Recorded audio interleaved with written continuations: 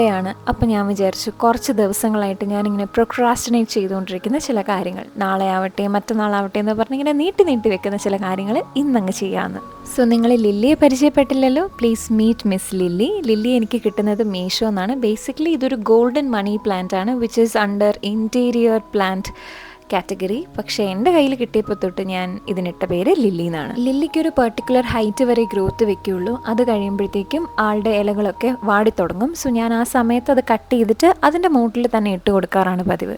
Indoor പ്ലാന്റ്സിന് അങ്ങനെ എന്നും വെള്ളത്തിൻ്റെ ആവശ്യമൊന്നുമില്ല. ബട്ട് ദെൻ ലില്ലിക്കൊന്നും വെള്ളം കൊടുത്തില്ലെങ്കിൽ എനിക്കൊരു സമാധാനക്കേടാണ്. നമ്മളൊരു ജോലി ചെയ്യുമ്പോഴുണ്ടല്ലോ, നമുക്ക് ബോറടിക്കാതെ അത് എൻജോയ് ചെയ്ത് ചെയ്യണമെങ്കിൽ അതിന് മ്യൂസിക് നിർബന്ധമാണ്. അപ്പോൾ സ്പീക്കർ ഓണാക്കി പരിപാടി തുടങ്ങാം. കുറച്ച് നാളായിട്ട് ഞാൻ ഈ കോർണർ ഒന്ന് സെറ്റ് ചെയ്യണം എന്ന് വിചാരിക്കുന്നു. പിന്നെ ഞാൻ നേരത്തെ പറഞ്ഞതുപോലെ നാളെ ആവട്ടെ മറ്റന്നാളാവട്ടെ അതിൻ്റെ പിറ്റന്നാവട്ടെ എന്ന് പറഞ്ഞ് മടിച്ച് അതങ്ങ് നീണ്ടുപോയി. പണ്ട് എൻ്റെ ഉമ്മ പറയുമായിരുന്നു ഞാൻ മടിക്ക് കൈയും കാലും വെച്ചവളാണ്. ഏകദേശം ഇപ്പോഴും അങ്ങനെയൊക്കെ തന്നെ ആണ്.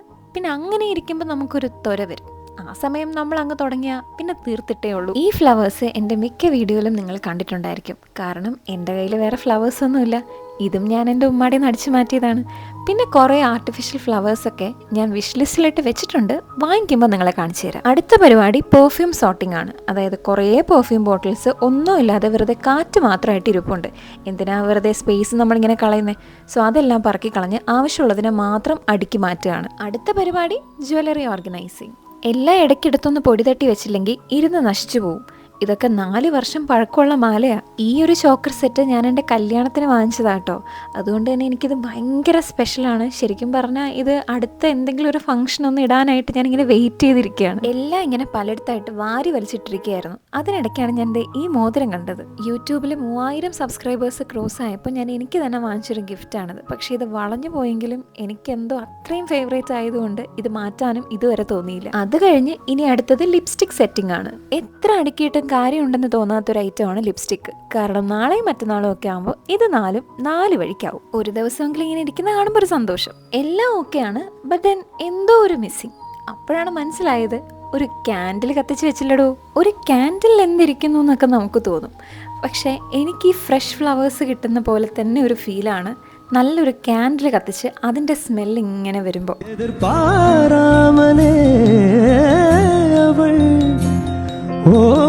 பின்னிருந்து வந்து என்னை பம்பரமாய் சுழற்றி விட்டு உலகுண்ட பெருவாயன் எந்த வாயோடு வாய் பதித்தான். உன்னை காணாது நான் இன்று நான் இல்லையே, വിതയില്ലാமல் വേറില്ലയേ. അടുത്തത് മെഡിസിൻ സോർട്ടിംഗ്. കുറേ ഫസ്റ്റ് എയ്ഡ് മെഡിസിൻസ് അവിടെ ആയിട്ട് കിടപ്പുണ്ടായിരുന്നു. എല്ലാം എടുത്ത് ഒരുമിച്ച് വെച്ചു. ഈ വീട്ടിലിരിക്കുന്ന ദിവസം പുറത്ത് നല്ല കാറ്റും മഴയും കൂടി ഉണ്ടെങ്കിൽ പിന്നെ പറയും വേണ്ട.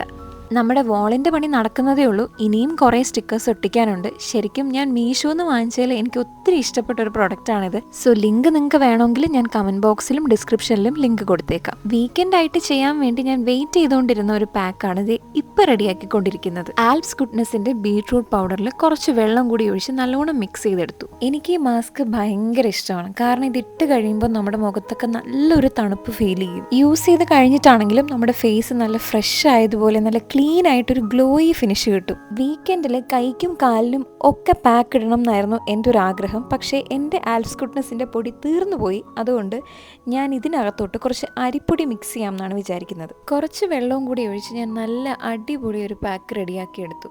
എന്നിട്ട് ഞാനത് കയ്യിലും കാലിലും ഒക്കെ ഇട്ട് കൊടുത്തു. എന്തൊരു തണുപ്പായിരുന്നെന്നറിയോ. ഭയങ്കര സുഖമായിരുന്നു. പുറത്താണെങ്കിൽ നല്ല മഴയും. നമ്മളിങ്ങനെ പാട്ടൊക്കെ കേട്ട് കയ്യിലും കാലിലും ഒക്കെ ഇങ്ങനെ മാസ്കൊക്കെ ഇട്ട് വേറെ തന്നെ ഒരു വൈബായിരുന്നു. എനിക്ക് ഓഫുള്ള ദിവസമാണ് ഞാൻ ഹെയർ ഷാമ്പു ചെയ്യുന്നത്.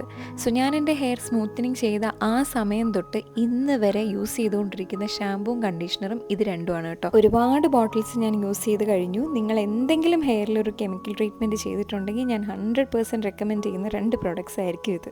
ഓർഗനൈസിങ്ങും സെൽഫ് കെയറും മ്യൂസിക്കും മഴയും തണുപ്പും കുളിരും ഒക്കെ പക്കയായിട്ടൊരു നല്ല വീക്കെൻഡ്. ഒരു ഫ്രീ അഡ്വൈസ് തരാം. നമ്മുടെ ലൈഫിൽ നമുക്ക് ചെയ്യാൻ പറ്റുന്നതിലൊരു വളരെ ഇൻട്രസ്റ്റിംഗ് ആയിട്ടുള്ള കാര്യമാണ് റൈറ്റിംഗ് ജേർണൽസ്.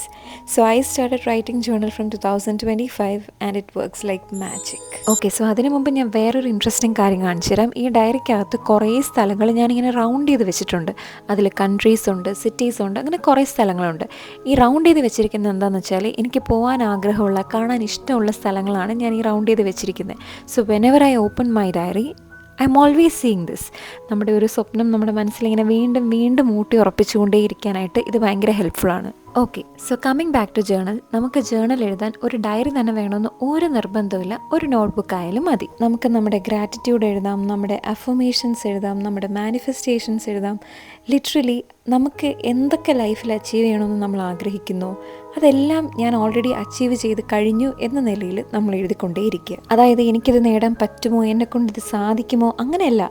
എനിക്കിത് നേടാൻ പറ്റും, ഞാനിത് സാധിക്കും, ഓൾറെഡി അതെനിക്ക് തന്നെ ഉള്ളതാണ്. ഇങ്ങനെയൊക്കെ നമ്മൾ യൂണിവേഴ്സിനോട് അതിന് നന്ദിയും കൂടി പറഞ്ഞുകൊണ്ടിരിക്കണം. കാരണം നമ്മൾ എന്താണോ പറയുന്നത് നമ്മുടെ യൂണിവേഴ്സ് അതാണ് കേട്ടുകൊണ്ടിരിക്കുന്നത്. സ്വയം സംശയിച്ച് കുറ്റപ്പെടുത്തി എൻ്റെ ജീവിതം എന്താ ഇങ്ങനെ, എനിക്കെന്താ അതില്ലാത്തത്, എനിക്കെന്താ ഇത് പറ്റാത്തത്, ഇങ്ങനെയൊക്കെ ഓരോന്ന് പറഞ്ഞുകൊണ്ടിരുന്നാൽ നമ്മുടെ ലൈഫിൽ നമ്മളൊന്നും നേടാൻ പോകുന്നില്ല.